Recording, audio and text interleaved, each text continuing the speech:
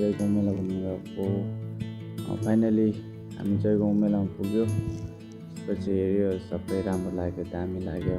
कपाल मेला खेल्नेहरू दामी रहेछ। त्यहाँनिर म फर्स्टमै गयो, त्यहाँनिर डोक गऱ्यो मातालाई, पैसा चढायो, खुसी लाग्यो।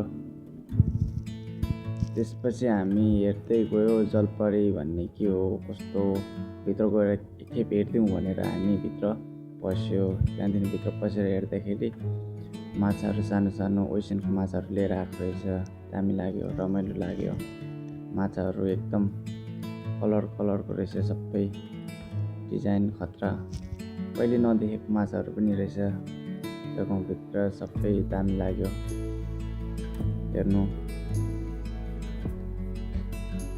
एकदम राम्रो रहेछ। माछाहरू कलरमा गोल्डन कलरमा रहेछ। यो चाहिँ माछाको बच्चा जस्तो देख्यो। सबै भिडियो बनाएर राख्यो।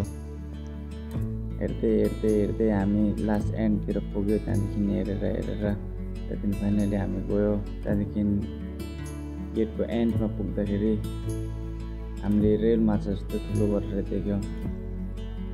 त्यहाँदेखि त्योसँग मैले हाई गरेँ, हाई गरेर उता दिन पनि रेस्पोन्ड गऱ्यो। त्यहाँदेखि मैले खुसी लाग्यो।